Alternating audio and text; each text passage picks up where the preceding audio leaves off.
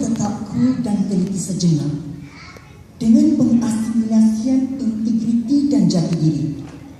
Maharaja Meiji membina maruah bangsa. Kerana integriti dan toleransi, kerajaan Mahatma Gandhi berjaya memerdekakan India. Integriti telah mengajar sekalian anak watan tanah Melayu menuai kudrat, bebaskan Nusa. Maka benarlah kata Dr. Yusuf Al-Qaradawi, kerana integriti banyak bangsa menjadi dewasa. Assalamualaikum warahmatullahi wabarakatuh. Salam satu Malaysia, salam dari belia untuk belia. Terima kasih Tuan Pengurusi Majlis, barisan penyiar hakim yang tetap berdiri di atas neraca keadilan, saudari penjaga masa yang tidak pernah terleka dengan etikan jamnya, serta hadirin hadirat anak watan Malaysia. Sebagai definisi awalan, dasar pembangunan belia negara mentakrifkan bahawa belia merupakan golongan yang terdiri daripada lingkungan umur 15 hingga ke 40 tahun dan 50% daripada rakyat Malaysia adalah terdiri daripada golongan belia. Maka belia berintegriti, generasi bermaruah merupakan tajuk bestari anak usaha bangsa yang berada di hadapan anda untuk mengajak anda bersama-sama menghayati dan mengamati perkara yang perlu disahirkan oleh belia untuk membentuk generasi bermaruah. Ayo, berpimpinan dan berjabat tangan bersama saya, kita telusuri 4 indikator utama dalam membentuk generasi bermaruah. Pertama, bekalan belia berintegriti, generasi bermaruah. Tak kala Datuk Syekh Muzaffar Syukur menerjah angkasa raya menjadi angkasawan pertama negara, dunia mula sedar akan kehebatan belia negara kita yang tidak hanya menanam angan dan cita, tetapi kita buktikan dalam jelmaan yang nyata. Bahkan langkah kerajaan pada hari ini menjadikan golongan belia sebagai sasaran utama dalam pembentukan model insan menerusi rancangan Malaysia yang ke-9. Hal ini cukup membuktikan kepada kita bahawa belia diangkat oleh mata pimpinan negara. Persoalannya, adakah belia kita pada hari ini sudah cukup bersedia untuk memacu negara? Adakah belia kita pada hari ini sudah mampu mengharungi jabatan? Atau mereka yang dianggap bermata dalam negara hanya serakakan kaca yang mampu menambah luka?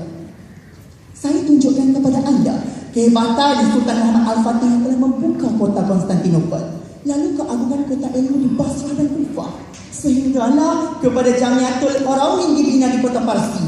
Semuanya bermula daripada ilmu pengetahuan di dada. Firman Allah Subhanahu wa taala dalam surah Al-Mujadalah ayat yang ke-11. A'udzubillahi minasyaitonirrajim. Bismillahirrahmanirrahim.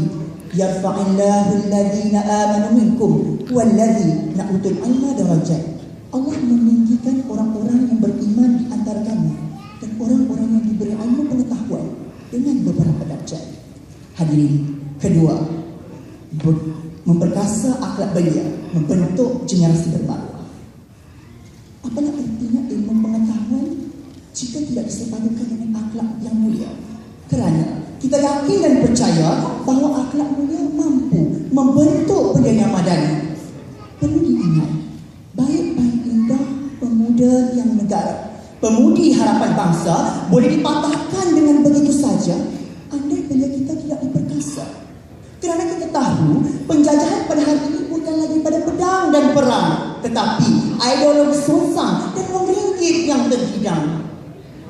Sedang kerajaan berkubar-kubar menyemai nilai integriti dalam kalangan remaja. Kita digemparkan dengan pelbagai berita yang menyedihkan. Guru ditampar, rakan dikelar, sekolah dibakar. Allahu Akbar. Takkan kita hanya sekadar beristighfar?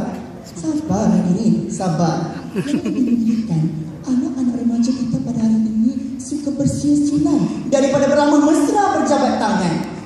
Ayo, saya bawakan anda untuk menghayati kisah perjuangan sehedemis Allahyarham Ahmad Ammar bin Ahmad Azam, pejuang termuda yang gugur syahid di bumi Turki. Semuanya bermula dengan melangsaikan satu misi untuk menabur budi hanya untuk ibu pertiwi. Maka inilah belia yang kita cari, belia berintegriti, generasi bermaruah. Hadirin, yang ketiga, pengaruh belia terhadap generasi ke arah masa masa depan. Usia merdeka sudah lebih separuh abad lamanya. Namun, adakah kita sudah cukup dewasa? Jika ya, mengapa bayi-bayi yang lahir tanpa nikah dibuang tanpa rasa bersalah? Mengapa opium, pil kuda dan dadah menjadi makanan ruci anak muda? Mengapa gadis-gadis kita berlumba-lumba? Siapa dulu yang bilang darah? Semuanya amalan syaitan laknat yang mampu merosak masyarakat. Hadirin, saya kita khawatir andai bila kita pada hari ini akan menjadi seperti Gitol yang menghancurkan kota Melaka.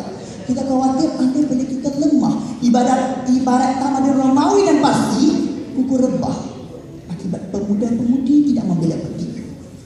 Namun kita hidangkan kejayaan di depan mata apabila saya tunjukkan kepada anda pemimpin termuda yang lahir di negara kita, yaitu Yang Berhormat Khairi Jamaluddin sebagai pemimpin utama. Hadirin dan hadirat, cukup menunjukkan bahawa ia memberi pengaruh kepada kita, bahawa beliau mampu membentuk negara yang maju. Yang keempat, kepimpinan karisma. Beliau mampu membentuk generasi bermaruah.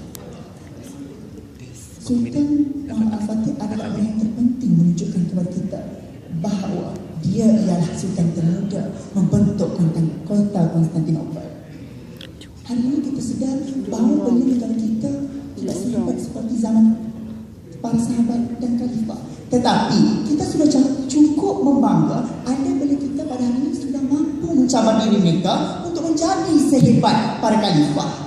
Hadirin, sabda Rasulullah SAW, kullukum ra'in wa kullukum mas'ul ar-ra'iyati. Setiap seorang daripada kamu adalah pemimpin, dan setiap seorang daripada kamu juga akan ditanya tentang kepimpinan. Jelas, konklusinya, 4 indikator yang telah kita telusuri sangat memberi kesan kepada kita bahawa beliau adalah tonggak utama untuk membentuk generasi bermaruah. Pilihan di tangan kita, semuanya ada kuasa, tanya dada, kita ungkapkan segalanya. Sekian, Assalamualaikum warahmatullahi taala wabarakatuh. Terima kasih.